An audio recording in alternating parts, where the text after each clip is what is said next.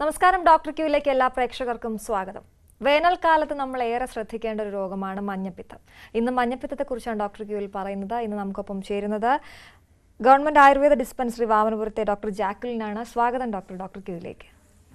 ഞാൻ നേരത്തെ പറഞ്ഞ പോലെ വേനൽക്കാലത്ത് ശ്രദ്ധിക്കേണ്ട ഒരു രോഗം അതാണ് മഞ്ഞപ്പിത്തം. എങ്ങനെയാണ് ഡോക്ടർ മഞ്ഞപ്പിത്തം വരുന്നത്? മഞ്ഞപ്പിത്തം എന്ന് പറയുന്നത് ഒരു കോമൺ എൻറ്റൈറ്റിയിൽ നമ്മൾ പറയുകയാണെങ്കിൽ കരളിനെ ബാധിക്കുന്ന എല്ലാ രോഗങ്ങളുടെയും ഒരു രോഗലക്ഷണം മാത്രമാണ് മഞ്ഞപ്പിത്തം എന്ന് പറയുന്നത്. പക്ഷെ മഞ്ഞപ്പിത്തം പൊതുവിൽ ജനങ്ങൾ കാണുന്നത് അങ്ങനെയല്ല. മഞ്ഞപ്പിത്തം വന്ന് കണ്ണിനൊരു മഞ്ഞ നിറമോ തൊലിക്കുപ്പുറത്തൊരു മഞ്ഞ നിറമോ മൂത്രത്തിലൊരു മഞ്ഞ നിറമോ കണ്ടാൽ ഉടനെ തന്നെ മഞ്ഞപ്പിത്തം എന്ന് പറയുന്ന ഭീകരമായ രോഗാവസ്ഥയായിട്ട് കാണുകയും അതിനുവേണ്ടി ശരിക്കുള്ള ചികിത്സയ്ക്ക് പോകാതെ തന്നെ ഒറ്റമൂലി ചികിത്സയിലോട്ട് പോകുന്ന ഒരു അവസ്ഥയുമാണ് നമ്മളിപ്പോൾ കാണുന്നത്. അതിന് പകരമായി മഞ്ഞപ്പിത്തം എങ്ങനെ ഉണ്ടാകുന്നു എന്നാണ് ഓരോ രോഗിയും അല്ലെങ്കിൽ മഞ്ഞപ്പിത്തം വരുന്ന ഓരോ വ്യക്തിയും അറിഞ്ഞിരിക്കേണ്ട കാര്യങ്ങൾ. എല്ലാം ഇപ്പോഴും കരളിന് ഇൻഫ്ലമേഷൻ ഉണ്ടായിട്ടല്ല മഞ്ഞപ്പിത്തം അഥവാ ശരീരത്തിൽ ബിലിറൂബിൻ കൂടുന്ന അവസ്ഥ ഉണ്ടാകുന്നത്. ശരീരത്തിലെ രക്താണുക്കൾ അതായത് രക്തകോശാണുക്കൾ അമിതമായി നശിക്കുന്ന ഏതൊരു അവസ്ഥയിലും നമുക്ക് ശരീരത്തിലെ ബിലിറൂബിൻ്റെ അളവ് വളരെയധികം കൂടാവുന്നതാണ്. സാധാരണഗതിയിൽ ഒരു തീർത്തും നോർമലായ ഒരു അവസ്ഥയിൽ പോലും ബിലിറൂബിൻ കൂടിയിരിക്കുന്ന രോഗങ്ങളാണ് ഗിൽബർട്ട് സിൻഡ്രോം എന്ന് പറയുന്നത്. രോഗിക്ക് പ്രത്യേക ലക്ഷണങ്ങളൊന്നും കാണത്തില്ല, രോഗിക്ക് അതുകൊണ്ട് പ്രത്യേകിച്ച് ബുദ്ധിമുട്ടുമില്ല. അപ്പോൾ ഇത്തരം അവസ്ഥകളിൽ ചികിത്സയൊന്നും അതിനാവശ്യമായിട്ടും വരുന്നില്ല. നമ്മൾ വേനൽക്കാലത്ത് പകർച്ചവ്യാധിയായിട്ട് പറയുന്നത് നമ്മൾ ഹെപ്പറ്റൈറ്റിസ് എന്ന് പറയുന്ന വൈറൽ ബാധയുള്ള രോഗങ്ങളെയാണ്. അത് 5 രീതിയിലാണ്, സാധാരണ 5 തരം വൈറസാണ് നമുക്ക് ഇവിടെ നിലവിലുള്ളത്. അത് hepatitis A, hepatitis B, C, D, E എന്ന് പറയുന്നത്. അതിൽ ഹെപ്പറ്റൈറ്റിസ് എയും ഇയും വൈറസുകളാണ് പകർച്ചവ്യാധിയായിട്ട് ഈ വേനൽക്കാലങ്ങളിൽ പകർച്ചവ്യാധി എന്ന രീതിയിൽ പൊട്ടിപ്പുറപ്പെട്ട് വരുന്നത്. ഒരു പ്രദേശത്തെ ആകമാനം ബാധിക്കുന്നതൊക്കെ ഹെപ്പറ്റൈറ്റിസ് എയോ ഹെപ്പറ്റൈറ്റിസ് ഇയോ ആയിരിക്കും. അതിൽ കേരളത്തിൽ നമുക്ക് കൂടുതലായിട്ടും കണ്ടുവരുന്നത് ഹെപ്പറ്റൈറ്റിസ് എ ആണ്. ഇതിൽ ഏറ്റവും കൂടുതൽ വരുന്നത് ഹെപ്പറ്റൈറ്റിസ് ബാധിതമായ ഒരു രോഗിയുടെ മലത്തിലൂടെയാണ് ഇതിൻ്റെ വൈറസ് പുറത്തോട്ട് വരുന്നത്. ഈ മലം നമ്മൾ കുടിക്കുന്ന കുടിവെള്ള സ്രോതസ്സിലോ അല്ലെങ്കിൽ ഭക്ഷണ പദാർത്ഥങ്ങളിലോ ഈ രോഗാണുക്കൾ അതിൽ എത്തിച്ചേരുമ്പോൾ മാത്രമാണ് മറ്റൊരു രോഗിയിലോട്ട് ഇത് വരുന്നത്. അല്ലാതെ ആ രോഗി സംസാരിക്കുകയോ തുമ്മുകയോ ചീറ്റുകയോ ചെയ്യുമ്പോൾ ഈ രോഗം പകരുന്നില്ല. അപ്പോൾ ആ രോഗി വീട്ടിലുള്ളത് കൊണ്ട് മറ്റൊരാൾക്ക് മഞ്ഞപ്പിത്തം വരണമെന്നില്ല. പക്ഷേ രോഗിയുടെ മലാംശത്തിലൂടെ പുറത്ത് വരുന്ന വൈറസ് വീട്ടിലുള്ള മറ്റുള്ളവരിലേക്കോ അല്ലെങ്കിൽ മറ്റുള്ള സാഹചര്യങ്ങളിലേക്കോ പകരാതെ ശ്രദ്ധിച്ചാൽ മാത്രം മതിയാകും. അതിന് പ്രധാനമായിട്ടും ശ്രദ്ധിക്കേണ്ടത് രോഗി പ്രോപ്പർ ഹൈജീൻ ശീലിക്കുക എന്നുള്ളതാണ്. ബാത്റൂമിൽ പോകുമ്പോഴും ടോയ്ലറ്റ് യൂസ് ചെയ്യുമ്പോഴെല്ലാവരും കൈകൾ നന്നായിട്ട് വൃത്തിയായിട്ട് കഴുകിയതിന് ശേഷം മാത്രം വരിക. വീട്ടിൽ ഭക്ഷണം ഉണ്ടാക്കുന്നവരും കൃത്യമായ ശുചിത്വം പാലിക്കുക. കുടിക്കാനുള്ള ഉപയോഗിക്കുന്ന വെള്ളം എപ്പോഴും തിളപ്പിച്ചാറിച്ച വെള്ളമോ അല്ലെങ്കിൽ അണുവിമുക്തമായ വെള്ളമോ തന്നെ ഉപയോഗിക്കുക. ഒരു ഐസൊലേറ്റഡ് ആയിട്ടൊരു ഏരിയയിൽ താമസിക്കുന്നവർക്ക് അവരുടെ സ്വന്തം കുടിവെള്ള സ്രോതസ്സൊക്കെ ആണെങ്കിൽ ഇതൊന്നും പ്രശ്നമാവത്തില്ല. പക്ഷേ ഒരു പൊതു ടാപ്പിൽ നിന്ന് ഒരു പൊതുവായ കുടിവെള്ള സ്രോതസ്സ് ഉപയോഗിക്കുന്നവർക്ക് ആ വെള്ളം ഇൻഫെക്റ്റഡ് ആയി വരികയാണെങ്കിൽ ഒരു പ്രദേശത്തെ മൊത്തം ഹെപ്പറ്റൈറ്റിസിനെ ഒന്നിച്ച് ബാധിക്കാവുന്നതാണ്. ആ സമയത്ത് പ്രോപ്പർ ക്ലോറിനേഷൻ നമ്മൾ ഈ വെള്ളത്തിന് ചെയ്യുക. ക്ലോറിനേറ്റ് ചെയ്ത് കഴിഞ്ഞാൽ അണുബാധ നമുക്ക് ഒഴിവാക്കാനായിട്ട് സാധിക്കും. ഇനി തൊട്ടടുത്ത് തന്നെ ഈ നമ്മുടെ കക്കൂസും കിണറും അല്ലെങ്കിൽ കുടിവെള്ള സ്രോതസ്സുമായി 50 മുതൽ 100 അടി വരെ അകലം വേണമെന്നാണ് പറയുന്നത്. അത്തരം അകലം സൂക്ഷിക്കാത്ത സ്ഥലങ്ങളിൽ നമ്മൾ വെള്ളം ക്ലോറിനേറ്റ് ചെയ്തിരിക്കണം എന്ന് നിർബന്ധമായിട്ടും പറയുക. അതുമാത്രമല്ല എടുക്കുന്ന വെള്ളം തിളപ്പിച്ചാറിച്ച വെള്ളം തന്നെ ഉപയോഗിക്കുക. ഇതെല്ലാം നമ്മൾ ശ്രദ്ധിക്കുക. ഇതെല്ലാവരും ശ്രദ്ധിക്കേണ്ട കാര്യങ്ങളാണ്. ഏറ്റവും പ്രധാനപ്പെട്ട ഒരു കാര്യം മഞ്ഞപ്പിത്തം നമ്മൾ ഇതെപ്പോഴാണ് നമുക്കിപ്പോൾ നേരത്തെ പറഞ്ഞ ലക്ഷണങ്ങൾ ഡോക്ടർ പറഞ്ഞത് മൂത്രത്തിൽ മഞ്ഞ കാണുക, ശരീരത്തിൽ മഞ്ഞ നിറം വരിക, ഇതെല്ലാം പക്ഷെ മഞ്ഞപ്പിത്തം ആയിരിക്കില്ല. അപ്പം നമ്മൾ എപ്പോഴാണ് ഡോക്ടർ പരിശോധിക്കേണ്ടത്? അല്ലെങ്കിൽ പരിശോധിക്കേണ്ട കാര്യം ഞാൻ പറയാനായിട്ട് നമുക്ക് മഞ്ഞനിറം ഉണ്ടാവുന്നു. അതിനോടൊപ്പം തന്നെ ആദ്യമായിട്ട് ഒരു മഞ്ഞപ്പിത്ത രോഗി ഹെപ്പറ്റൈറ്റിസ് വരുമ്പോൾ ആദ്യം രോഗിക്ക് ഉണ്ടാകുന്നത് ഭക്ഷണത്തിനോടുള്ള വിരക്തിയാണ്. സാധാരണ ഭക്ഷണം കഴിക്കുന്ന ഒരു വ്യക്തി ഭക്ഷണം കാണുമ്പോൾ വേണ്ട, ഓക്കാനം തോന്നുക, ഛർദി വരിക, ചെറിയ തോതിൽ പനി വരിക. ചില ഹെപ്പറ്റൈറ്റിസിന് നല്ല തോതിൽ പനി വരും, എല്ലാത്തിനും നല്ല തോതിൽ പനി വരണമെന്നില്ല. അങ്ങനെ നല്ല ക്ഷീണം, തലകറക്കം ഇത്യാദി അവസ്ഥകൾ വന്നിട്ട് ആ ഒരു സമയമാകുമ്പോൾ നമുക്ക് അറിയാൻ പറ്റും. അപ്പം രക്തത്തിൽ കണ്ണിനൊക്കെ കളർ വ്യത്യാസം വരുന്നു, തൊലിക്ക് വ്യത്യാസം വരുന്നു, കുറച്ച് കൂടിയ അളവിലാണെങ്കിൽ നഖത്തിനടിയിലും വ്യത്യാസം വരുന്നു. അപ്പോഴേക്കും നമ്മൾ ബ്ലഡ് ടെസ്റ്റ് കൊടുക്കുകയാണെങ്കിൽ 0.5 തൊട്ട് 1 വരെയൊക്കെ ഇതിൻ്റെ നോർമൽ വാല്യൂ ആണ്. അത് 3 തൊട്ട് ഒരു 8 ഗ്രാം വരെ ബിലിറൂബിൻ കൂടി നിൽക്കുന്നതായിട്ട് കാണാൻ കഴിയും. അതുമാത്രമല്ല ബാക്കി ലിവർ ഫങ്ഷൻ ടെസ്റ്റുകളും കൂടെ ഇതിനായിട്ടുണ്ട്. AST എന്നൊക്കെ പറയുന്ന ബാക്കി ടെസ്റ്റുകളൊക്കെ നോക്കിയിട്ടാണ് ഇത് ഏത് തരം വൈറൽ ഏത് വൈറസാണ്, അതിൻ്റെ വൈറൽ സീരീസ് ടെസ്റ്റുകളുണ്ട്. അത് നോക്കിയിട്ടാണ് ഇത് ഏത് വൈറസാണ് എന്ന് കണ്ടെത്തുകയും അതിനനുസരിച്ചുള്ള ചികിത്സ ചെയ്യുകയും. ശരി ഡോക്ടർ, നമുക്കൊരു കോൾ ഉണ്ട്. ഹലോ. ഡോക്ടറോട് ചോദിച്ചോളൂ. Doctor hello. ഹലോ, പറഞ്ഞോളൂ. നമസ്കാരം. എന്റെ പേര് സജി എന്നാണ്. ഞാൻ KSRTC കണ്ടക്ടറാണ്. ഞാനിപ്പോ ഈ കഴിഞ്ഞ കുറെ ദിവസമായിട്ട് കണ്ടിന്യൂസ് ഡ്യൂട്ടിക്ക് പോണതുകൊണ്ട് അപ്പൊ എന്റെ ബോഡി ഒരുമാതിരി ചൂടായിട്ട് അപ്പൊ ഞാൻ ഡോക്ടറെ പോയി കണ്ടിരുന്നു. ഡോക്ടർ കണ്ട പറഞ്ഞത് മഞ്ഞപ്പിത്തത്തിന്റെ ആരംഭമാണ്. അപ്പൊ അതിന് കൃത്യമായിട്ട് മരുന്ന് കഴിക്കണം. മരുന്ന് കഴിച്ചാൽ മാത്രമേ മാറുള്ളൂ എന്ന് പറഞ്ഞിട്ട് ഇപ്പൊ ഞാനൊരു നെയ്യാറ്റിൻകര ഹോസ്പിറ്റലിൽ പോയിട്ട് ഡോക്ടറെ കണ്ടു.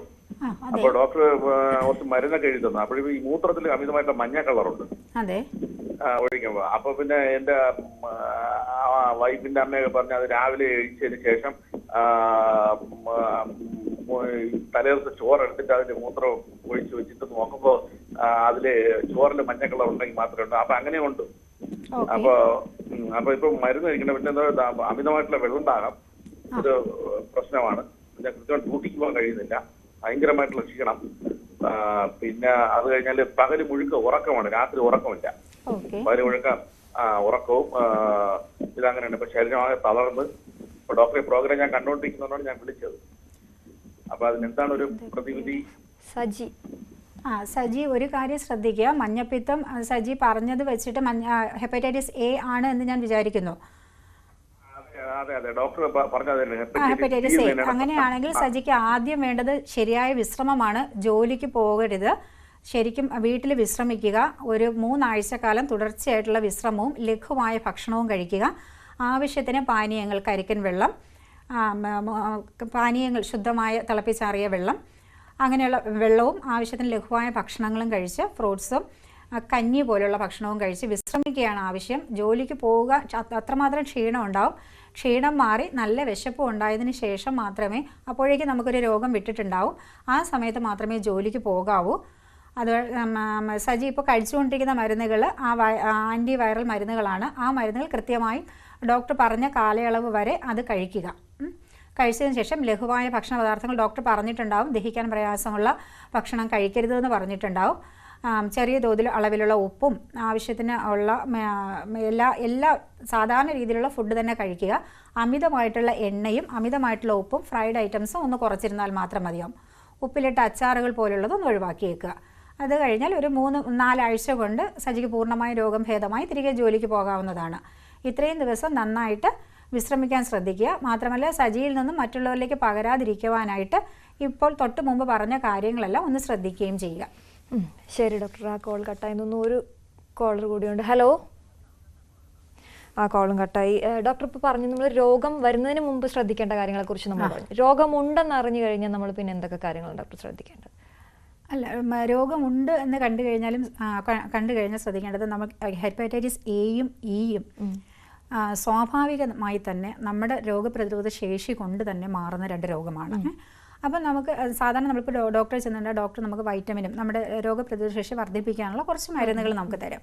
ആ ഔഷധങ്ങൾ നമ്മൾ കഴിക്കുക. ഡോക്ടർ പറയുന്ന ഇത്ര കാലയളവ് വരെയാണോ പറയുന്നത്, അതിപ്പം മോഡേൺ മെഡിസിൻ ആയിരുന്നാലും ആയുർവേദമാണെങ്കിലും ഹോമിയോപ്പതി ആണെങ്കിലും ഡോക്ടർ പറയുന്ന കാലയളവ് വരെ ഇവരെല്ലാവരും നിങ്ങൾക്ക് രോഗപ്രതിരോധ ശേഷി കൂട്ടാനും കരളിൻ്റെ ആരോഗ്യം മെച്ചപ്പെടുത്താനുമുള്ള ഔഷധങ്ങൾ തന്നെയായിരിക്കും തരുന്നത്.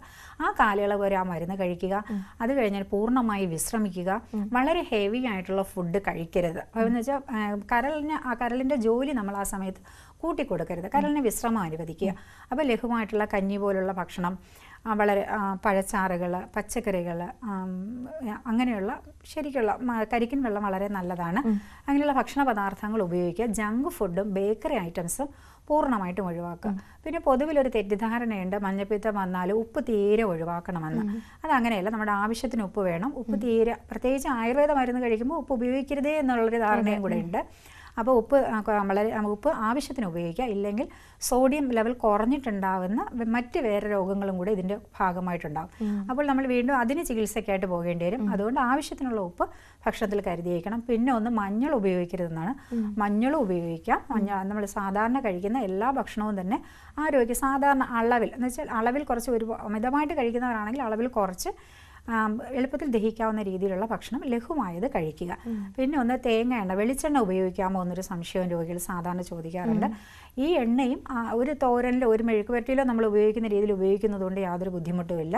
പക്ഷേ ഫ്രൈഡ് ഐറ്റംസ്, എണ്ണയിൽ വറുത്ത് കോരുന്നത്, ഡീപ് ഫ്രൈ ചെയ്യുന്ന സാധനങ്ങൾ ഒക്കെ ഒഴിവാക്കുക. അതൊക്കെ കരളിന് ദോഷം ചെയ്യുന്നതാണ്. അപ്പം പഥ്യമായിട്ട് പറയുന്നത് കരളിനെ എങ്ങനെ നമ്മൾ സംരക്ഷിക്കാം എന്നുള്ളതാണ് പഥ്യം. പലപ്പോഴും വിചാരിക്കും ആയുർവേദ മരുന്ന് കഴിച്ചു കഴിഞ്ഞാൽ ഇന്നത് ചെയ്യരുത്. ആയുർവേദത്തിൻ്റെ പഥ്യം പറയുന്നത് പഥ്യത്തിനോടൊപ്പം രോഗത്തിനുള്ള പഥ്യമാണ് പറയുന്നത്. രോഗിക്ക് ഹിതകരമായിട്ടുണ്ടാകുന്ന, രോഗിക്ക് ആ രോഗം കൊണ്ട് വരാവുന്ന ബുദ്ധിമുട്ടുകൾ വരുന്ന ആഹാര സാധനങ്ങളെയും കൂടെ ഓരോ രോഗത്തിനും വ്യത്യസ്തമാണ്. ഓരോ രോഗത്തിനും വ്യത്യസ്തമാണ്. അല്ലാതെ എന്ത് മരുന്ന് കഴിച്ചാലും ഇതെല്ലാം ഒരു കോമൺ പഥ്യം എന്നുള്ളത് ആയുർവേദത്തിനില്ല ശരിക്കും. ശരി ഡോക്ടർ, ഒരു കോൾ ഉണ്ട്. ഹലോ, സാർ, ഡോക്ടറോട് സംസാരിച്ചോളൂ. സാർ പറയാം. ഞാൻ കണ്ണൂരിന്ന് പയ്യന്നൂരിനടുത്തുള്ള കുറ്റൂരിന്നാണ് വിളിക്കുന്നത്. പേര് പറയൂ. എന്റെ പേര് രാജൻ. രാജൻ പറഞ്ഞോളൂ. ഞാൻ ബസ്സിലെ ക്ലീനറാണ്. പറയൂ. അപ്പൊ മഞ്ഞപ്പിത്ത യഥാർത്ഥത്തിൽ എന്ത് ലക്ഷണം നമുക്ക് ആരും തിരിച്ചറിയാ, ക്ഷീണാണോ അല്ല എന്താണെന്ന് നമുക്കറിയില്ല. അപ്പൊ ഈ രോഗം വന്നാൽ ആദ്യം നമുക്ക് എന്ത് ലക്ഷണം ഉണ്ടാവുക? അപ്പൊ താരതമ്യേന വീട്ടിൽ നിന്നെല്ലാം പറയുന്ന ഒരു സംഗതി ഉണ്ട്. ഈ ചോറില് തലേന്നില്ല ചോറിലെ മഞ്ഞല് മൂത്രം ഒഴിച്ചിട്ട് ആ മഞ്ഞക്കളർ ഉണ്ടായാൽ അത് മഞ്ഞപ്പിത്താന്നില്ല തെറ്റിദ്ധാരണയാണോ എന്നറിയില്ല.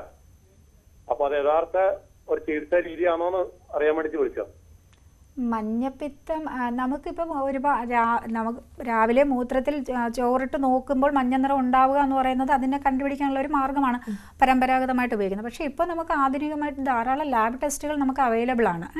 അതെല്ലാം നമുക്ക് ഉപയോഗിക്കാം. അപ്പം ഒരു ഓർക്കാനം ഉണ്ടാവുക, ഛർദി ഉണ്ടാവുക, സാധാരണ കഴിക്കുന്ന ഭക്ഷണങ്ങളോട് നമുക്കൊരു വിരക്തി തോന്നുക, ഭക്ഷണം കാണുമ്പോൾ വേണ്ടാന്ന് തോന്നുക, ഇത്തരം ലക്ഷണങ്ങളും പനി, ഛർദി ഇതൊക്കെ കൂടെ വരിക, വയറിൻ്റെ വലതു ഭാഗത്ത് അതായത് കരളിരിക്കുന്ന ഭാഗത്തായിട്ട് നമുക്ക് ചെറിയ വേദന തോന്നുക, ഈ ലക്ഷണങ്ങളും അതിഭയങ്കരമായ ക്ഷീണവും ഒക്കെ ഒന്നിച്ച് വരികയും കണ്ണിൻ്റെ ചുറ്റും കണ്ണിൻ്റെ ആ വെളുത്ത ഭാഗത്ത് മഞ്ഞനിറം വരിക, തൊലിയിലൊരു കളർ വ്യത്യാസം വരിക, ഇതൊക്കെ കാണുമ്പോൾ മൂത്രത്തിന് ഇത്തിരി മഞ്ഞനിറം കൂടുക, ഇതൊക്കെ കാണുമ്പോൾ നമുക്ക് ഉറപ്പിക്കാം നമുക്ക് ഏതോ ഒരു വൈറൽ ബാധ വന്നിട്ടുണ്ടാകുമെന്ന്.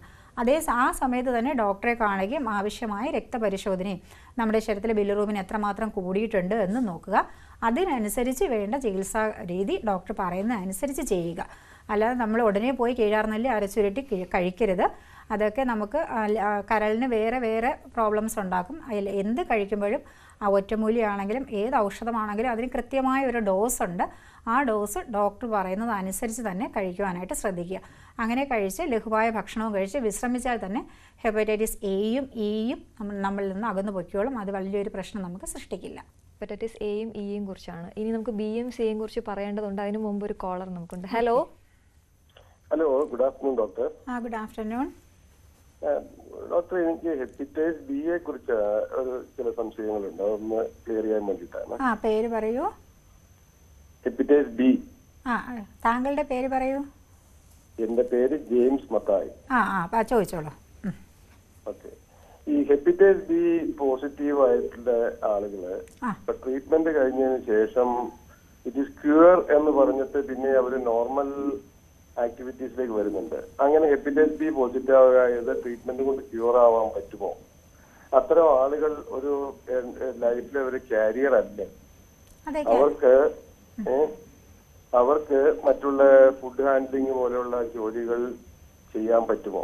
ഇത്രയോളം കാര്യങ്ങളാണ്. കാരണം പലപ്പോഴും ഒരു ഹോസ്പിറ്റലിൽ തിരിച്ചു വന്നിട്ട് അവർ നോർമൽ അവർ ചെയ്തുകൊണ്ടിരിക്കുന്ന ഇപ്പൊ ഹോട്ടലിൽ വർക്ക് ചെയ്യുന്നവരാണെങ്കിൽ ആ പണി ചെയ്യുന്നു, കോഫി ഷോപ്പിലോ അല്ലെങ്കിൽ കൂൾ ബാറിലുള്ളവരാണെങ്കിൽ ആ പണി ചെയ്യുന്നു, അല്ലെങ്കിൽ പബ്ലിക് ട്രാൻസ്പോർട്ടിലുള്ളവരാണെങ്കിൽ അത് ചെയ്യുന്നു. അപ്പൊ അതുകൊണ്ട് മറ്റുള്ള അവരൊരു കാരിയർ ആണെങ്കിൽ മറ്റുള്ളവർക്കിലേക്ക് താല്പര്യമാവാനുള്ള സാധ്യതയില്ല എന്നറിയാൻ വേണ്ടിയിട്ടാണ്. അതെ, നല്ലൊരു ചോദ്യമാണ് ചോദിച്ചത്. ഹെപ്പറ്റൈറ്റിസ് എ ക്യൂർ എന്ന് പറയുന്നത് അവർക്ക് ആ ഇതുകൊണ്ട് അങ്ങനെ ഒരു അവസ്ഥ ആക്ച്വലി ഇല്ല. ഹെപ്പറ്റൈറ്റിസ് ഇത് നെഗറ്റീവായിട്ട് ഒരാൾക്കും റിസൾട്ട് കിട്ടാറില്ല. വൈറൽ ലോഡ് കുറച്ച് അവർക്ക് രോഗാവസ്ഥ ഇല്ലാതെ കൊണ്ടുപോകാനേ സാധിക്കുകയുള്ളൂ. പക്ഷേ സാധാരണ ഹെപ്പറ്റൈറ്റിസ് പോലെ മലത്തിലൂടെയോ മറ്റോ ഈ ഹെപ്പറ്റൈറ്റിസ് ബിയോ സിയോ പകരില്ല. ഹെപ്പറ്റൈറ്റിസ് ബിയും സിയും രക്തത്തിലൂടെയും ശരീരസ്രവങ്ങളിലൂടെയും മാത്രമേ പകരുകയുള്ളൂ.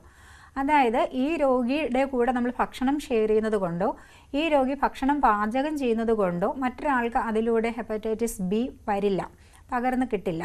പകരം ഇദ്ദേഹത്തിൻ്റെ രക്തം മറ്റൊരാളുടെ ശരീരത്തിലോട്ട് പ്രവേശിക്കാനുള്ള സാധ്യതകളുണ്ടാവുക. അതായത് ഒരേ നീഡിൽ ഇപ്പോൾ വീട്ടിൽ ഭാര്യയ്ക്കും ഭർത്താവിനും ഡയബറ്റീസ് ഉണ്ടായിരിക്കുക, ഒരേ നീഡിൽ ഉപയോഗിച്ച് രണ്ടുപേരും ഇൻസുലിൻ എടുക്കുക. അല്ലെങ്കിൽ ഒരാൾക്ക് ഹെപ്പറ്റൈറ്റിസ് ഉണ്ടായിരിക്കുക, അതേ നീഡിൽ വെച്ച് രോഗി അല്ലാത്ത ആൾ ഇൻസുലിൻ എടുക്കുക. ആ അവസ്ഥയിൽ അവർക്ക് ഹെപ്പറ്റൈറ്റിസ് വരാം. പിന്നെ നമ്മൾ ലൈംഗിക ബന്ധത്തിലൂടെ ഹെപ്പറ്റൈറ്റിസ് വരാം. പിന്നെ ഗർഭിണിയായ സ്ത്രീ പ്രസവിക്കുമ്പോൾ കുഞ്ഞിന് ഹെപ്പറ്റൈറ്റിസ് വരാം, ഹെപ്പറ്റൈറ്റിസ് ബി പകരാം. അങ്ങനെയുള്ള സാഹചര്യങ്ങളിൽ മാത്രമേ ഹെപ്പറ്റൈറ്റിസ് ബി പകരുകയുള്ളൂ. അതുകൊണ്ട് അവർക്ക് ഈ ഡേ ടു ഡേ ആക്ടിവിറ്റി അല്ലാതുള്ളൊരു ഇതിൽ പോകുന്നതിന് അവരെ തടസ്സം നടത്തേണ്ട കാര്യമില്ല.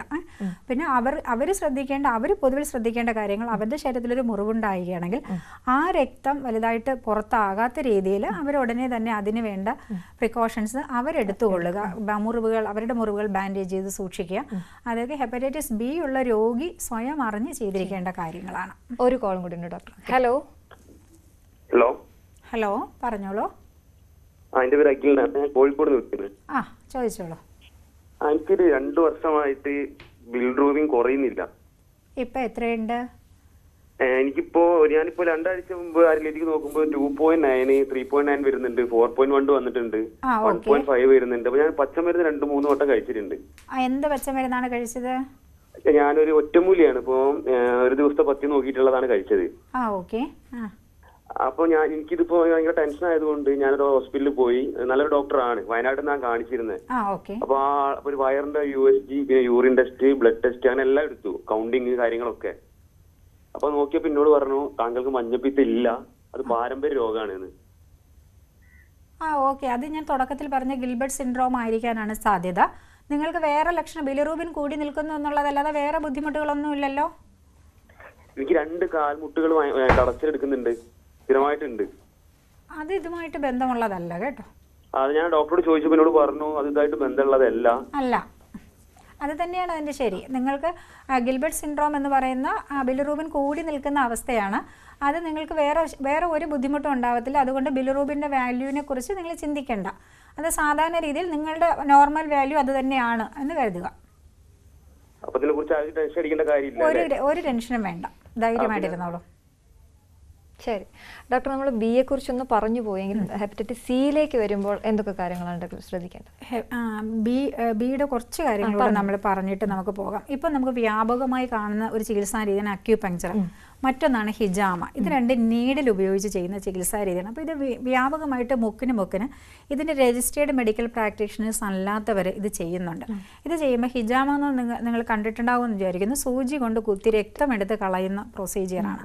അപ്പോൾ ഇത് കമിഴ്ത്തി വയ്ക്കാൻ ഉപയോഗിക്കുന്ന കപ്പ്, ഇതിന് ഉപയോഗിക്കുന്ന നീഡിൽ, ഇത് രണ്ടും ശരിയായി ഡിസിൻഫെക്റ്റ് ചെയ്തിട്ടില്ല എന്നുണ്ടെങ്കിൽ, ഇതിൽ ഹെപ്പറ്റൈറ്റിസ് ബി ഉള്ള ഒരാൾക്കാണ് ഇത് ചെയ്തിരിക്കുന്നതെങ്കിൽ മറ്റൊരാൾക്ക് അതേ സാധനം വെച്ച് ചെയ്യുമ്പോൾ അവർക്ക് രോഗം പകരാം. അപ്പോൾ ഇതൊന്നും അറിഞ്ഞുകൂടാതെയാണ് നമ്മൾ പോയിട്ട് ഈ ഇത്തരം ചികിത്സാ രീതികളിൽ കൊണ്ടുപോയി തലവെച്ച് കൊടുക്കുന്നത്. അതായത് ഒരു രോഗത്തിൻ്റെ ചികിത്സയ്ക്ക് പോയിട്ട് ഇവർ മറ്റൊരു രോഗവുമായിട്ട് വരുന്നതാണ്. നമ്മൾ ഒരു ഹെപ്പറ്റൈറ്റിസ് ബി രോഗിയുടെ ഹിസ്റ്ററി എടുത്ത് നിങ്ങൾക്ക് എങ്ങനെ ഇത് വന്നു എന്ന് ചോദിച്ച് വരുമ്പോഴാണ് ഇത്തരം സാഹചര്യങ്ങളിൽ ഇവർ പെട്ടിട്ടുണ്ട് എന്ന് മനസ്സിലാകുന്നത്. അതുപോലെ തന്നെ അക്യൂപങ്ചറും അതുപോലെയാണ് നീഡിൽ. അപ്പോൾ പ്രോപ്പറായിട്ട് ഇതിന് ശരിക്കുള്ള ഇതിനെ രജിസ്റ്റേർഡ് ആയിട്ട് ക്വാളിഫൈഡ് ആയിട്ടുള്ള ആൾക്കാരാകുമ്പോൾ അവരത് കൃത്യമായിട്ട് അതിൻ്റെ പ്രോപ്പർ ഡിസിൻഫെക്ഷൻ ചികിത്സയിൽ ശ്രദ്ധിക്കണം. നമ്മുടെ ബ്ലഡ് ട്രാൻസ്ഫ്യൂഷൻ, അതുപോലെ തന്നെ ദന്തസ്റ്റികളുടെ അടുത്ത് പോകുമ്പോൾ നമ്മൾ ലോക്കലായിട്ട് പോയി ദന്തസ്റ്റികൾ അങ്ങനെയുള്ള ദന്തൽ പ്രൈവറ്റ് ഹോസ്പിറ്റലിലേക്ക് ചെല്ലുന്ന സമയത്ത് വളരെ അൺഹൈജീനിക് ആയിട്ട് അവരത് ഹാൻഡിൽ ചെയ്യാറുണ്ട്. അപ്പോൾ പല്ലിൽ ഉപയോഗിക്കുന്ന സാധനങ്ങളെല്ലാം പ്രോപ്പറായിട്ട് ഡിസിൻഫെക്റ്റ് ചെയ്തിരിക്കണം. ഒന്നാമത്തെ കാര്യം, നമ്മളിപ്പോൾ ഒരു പല്ലെടുക്കാൻ പോകുമ്പോൾ നമുക്ക് ഹെപ്പറ്റൈറ്റിസ് ബി ഉണ്ടോ എന്ന് അവിടെ ചെക്ക് ചെയ്യുന്നില്ല. നമ്മൾ പോയിട്ടുള്ള നമുക്കറിയാം ഹെപ്പറ്റൈറ്റിസ് ബി ഉണ്ടോ എന്ന് ചെക്ക് ചെയ്യുന്നില്ല. നേരത്തെ വന്നിട്ടുണ്ടായിരുന്ന ഒരാൾക്കും അതുണ്ടോ എന്ന് ചെക്ക് ചെയ്യപ്പെടുന്നില്ല. അപ്പം നമുക്ക് അവിടുന്ന് ഇല്ലാത്തൊരാൾക്ക് രോഗം കിട്ടാനുള്ള സാധ്യതകൾ വളരെ ചാൻസ് വളരെ കൂടുതലാണ്. അപ്പം ഇത്തരം കാര്യങ്ങൾ പ്രോപ്പർ ഹെൽത്ത് വർക്കേഴ്സും ശ്രദ്ധിക്കേണ്ട കാര്യമാണ്. അതുപോലെ തന്നെ രോഗികൾ ശ്രദ്ധിക്കേണ്ടതാണ്. ഇത്തരം സാഹചര്യം വളരെ ഹൈജീനിക് ആയിട്ടുള്ള സ്ഥലങ്ങളിൽ മാത്രമേ ഇതിനൊക്കെ വേണ്ടി പോകാവുള്ളൂ. ഹെപ്പറ്റൈറ്റിസ് സിയും ഇതുപോലെ തന്നെയാണ്, ശരീരസ്രവങ്ങളിലൂടെ തന്നെയാണ് പകരുന്നത്. പക്ഷേ ഇത് സെക്ഷൽ കോൺടാക്റ്റിലൂടെ വളരെ റയറായിട്ടേ പകരാറുള്ളൂ. ബ്ലഡ് ടു ബ്ലഡ് അതാണ് കൃത്യമായിട്ടും വരുന്നത്.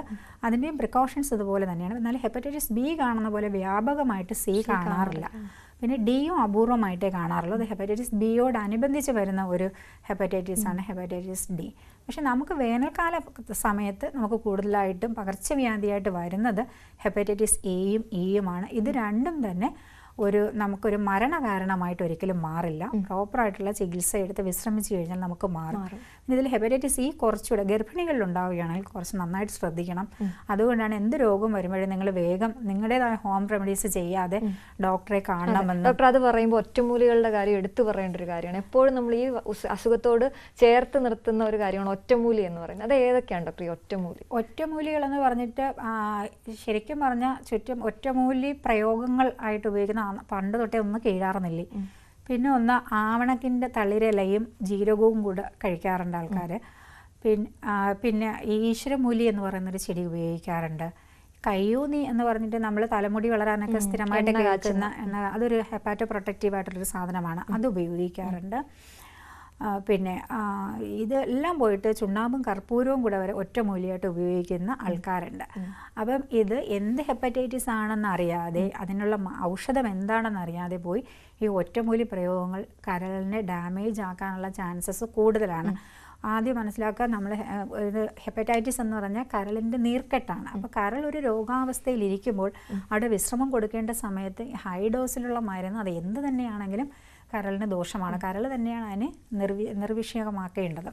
അപ്പോൾ അത് ശ്രദ്ധിച്ച് ഡോക്ടറുടെ നിർദ്ദേശപ്രകാരം മാത്രം ഔഷധങ്ങൾ കഴിക്കുക. ശരി, എന്തായാലും ഈ സമയം നമുക്കിവിടെ അവസാനിക്കുകയാണ്. വളരെയധികം നന്ദി ഡോക്ടർ, ഞങ്ങൾക്ക് ഈ കാര്യങ്ങളൊക്കെ പറഞ്ഞു തന്നതിന്. ഡോക്ടർ ക്യൂവിൻ്റെ ഇന്നത്തെ എപ്പിസോഡ് ഇവിടെ പൂർണ്ണമാകുന്നു. വീണ്ടും കാണാം. നമസ്കാരം.